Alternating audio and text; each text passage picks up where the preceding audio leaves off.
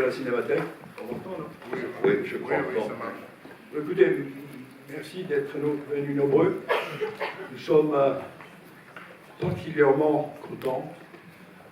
C'est un privilège d'avoir cette grande dame ce soir avec nous. C'est une dame qui a marqué le cinéma américain profondément. Dans les années 80, j'étais en Amérique pour quelque temps et on parlait d'elle. Certains parlaient avec plaisir, ils disaient « Ah oui, c'est une cinéaste qui est née ». Et puis d'autres, ils n'étaient pas du tout contents, ils disaient « Qu'est-ce que c'est qu'une femme ?» Vous savez, Hollywood, c'est un pays, c'était, ça l'était moins en moins, je crois, peut-être plus, j'en sais rien, je n'y vais pas beaucoup, c'était un lieu macho, très macho à l'époque. Il n'y a que des hommes partout. Et qu'une dame arrive au cinéma, c'était vraiment la grande surprise. Alors il disait, c'est une cinéaste née.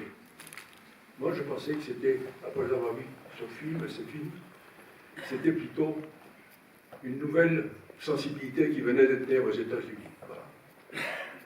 Au cinéma américain. Et ça l'a montré tout le long des années, parce que ce qu'elle faisait au cinéma, c'est tout à fait différent de ce que je faisais là-bas. C'est-à-dire la façon de monter les films, la façon d'écrire le scénario. Elle a écrit d'ailleurs d'autres scénarios avec d'autres, avec la même sensibilité.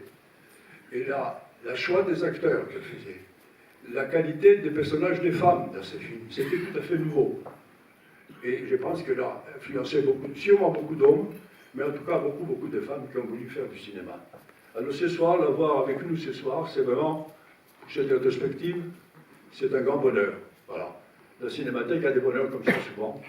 Et je vais laisser d'abord Bernard et ensuite Frédéric vous parler de ce film en détail. Ils le feront beaucoup mieux que moi. Moi, je suis un spectateur surtout de ce film. Spectateur et admirateur profond. Voilà, merci.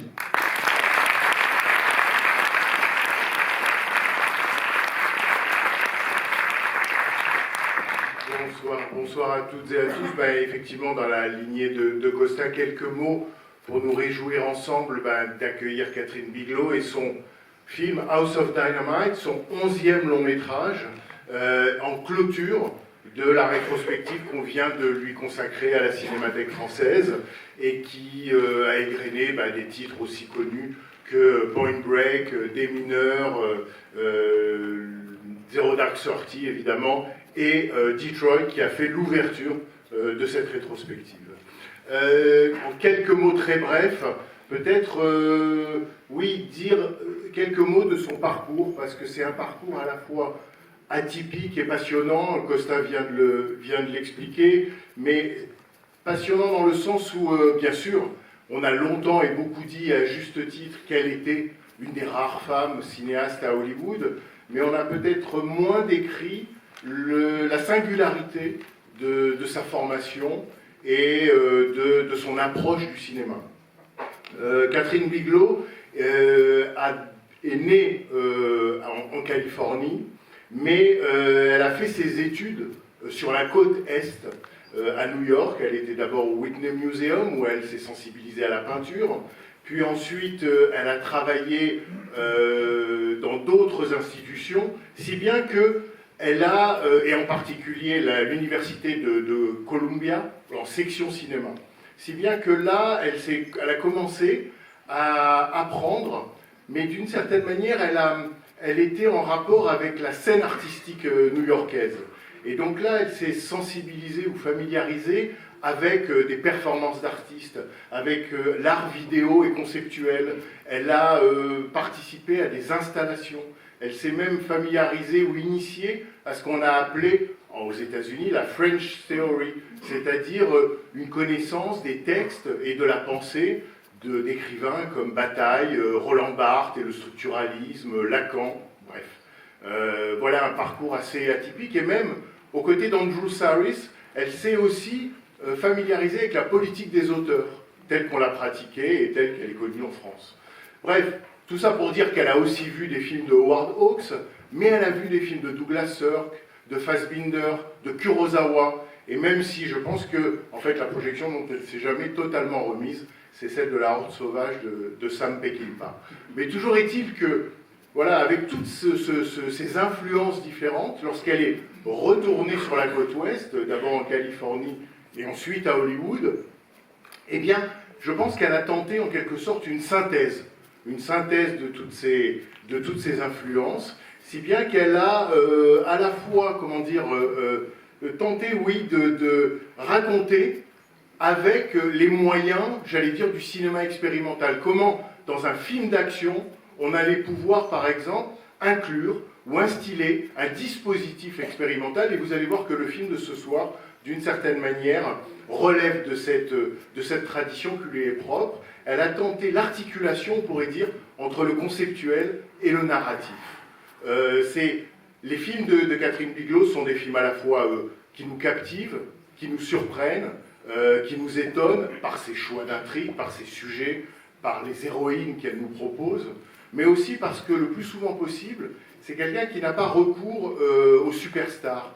Et peut-être parce que les superstars ont évidemment, un tel visage reconnaissable qu'ils font écran, littéralement, au rapport direct entre spectateurs et personnages, et que ce que Catherine Bigelow cherche, c'est cette relation immédiate entre le personnage, son comportement, ses réactions et nos réactions de spectateurs. Catherine Bigelow, c'est quelqu'un, et j'en terminerai par là, qui fait un cinéma d'action, disons, réflexif, un cinéma d'action qui a une conscience exacerbée de l'histoire politique américaine. Et ça, je crois que c'est essentiel. En 2012, lorsqu'est sorti Zero Dark Thirty, elle a eu cette phrase, elle a dit il faut être rigoureux avec les faits. Et effectivement, le film racontait, vous vous en souvenez, l'exécution de Ben Laden et la traque pendant 10 ans de l'ennemi public numéro 1. Il faut être rigoureux avec les faits. Ben, presque 15 ans après, à une époque qui a, je dirais, laissé prospérer ce qu'on appelle aujourd'hui les faits alternatifs, eh ben, il me semble que la pensée et le cinéma de Catherine Bigelow nous est de plus en plus utile et nécessaire. Merci.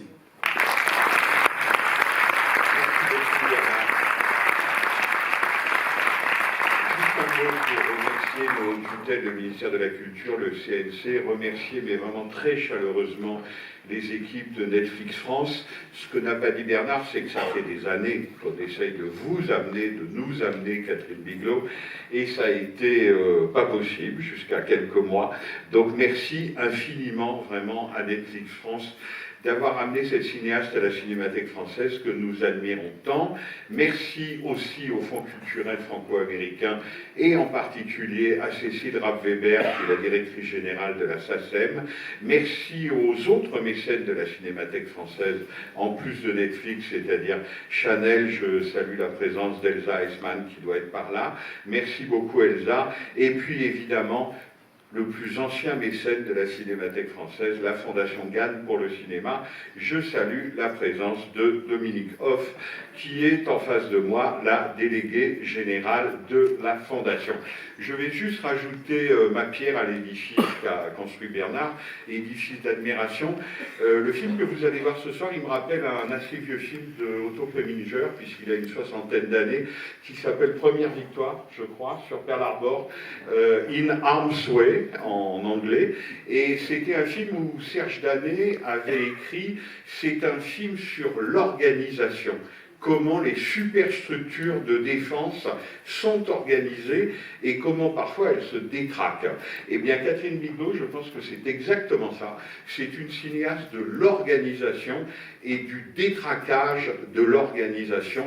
Et ce que vous allez voir ce soir en est un exemple très saisissant et très virtuose. Je vous demande de l'accueillir vraiment avec beaucoup de chaleur parce que je disais, ça fait longtemps qu'on l'attend. Catherine Bigelow.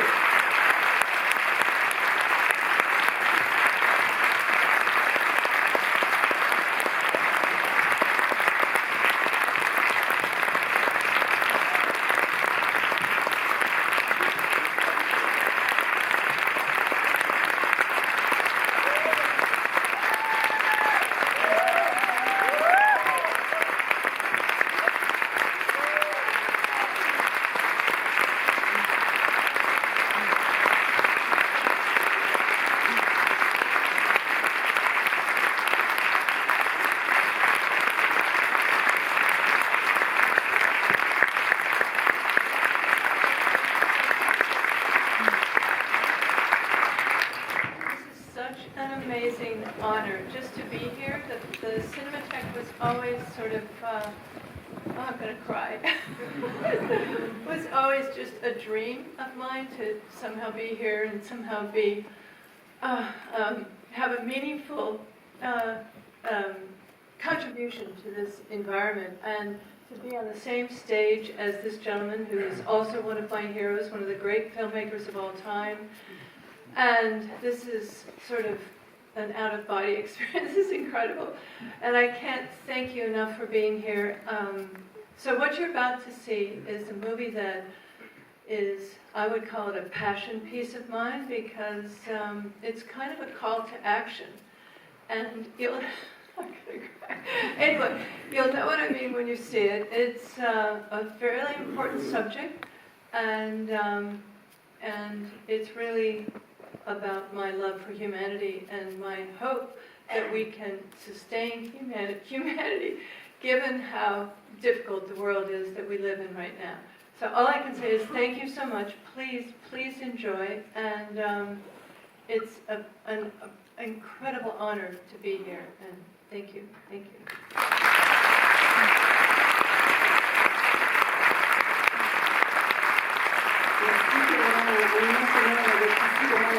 Ça a toujours représenté un rêve personnel, quelque chose que j'ai eu toujours dans ma tête, et aujourd'hui le fait de me dire que je contribue à ma petite pierre à l'édifice, et en plus d'être sur la même scène que M. Costa-Gavras, qui est une de mes idoles, c'est vraiment quelque chose de très important. Ce film, c'est un film qui est vraiment une œuvre de passion, parce que c'est un film qui appelle à réagir et qui appelle à agir. J'espère, en tout cas ce sera le cas, c'est sur un sujet vraiment capital, qui est un témoignage de mon amour pour l'humanité, et qui témoigne aussi de mon espoir que l'humanité puisse continuer à exister dans le monde difficile que nous vivons actuellement. Donc j'espère que le film vous plaira. Bonne séance, et encore une fois, c'est un privilège d'être ici.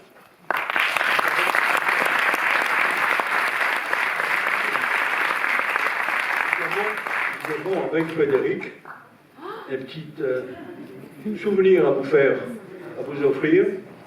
Ça veut dire que dans la salle, vous allez avoir un siège avec votre nom, tant que la Cinémathèque est là.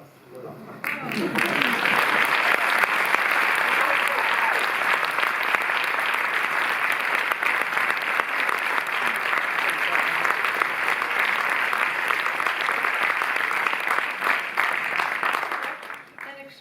Honor, and for every struggling filmmaker out there, the impossible is absolutely possible and within your grasp, and thank you.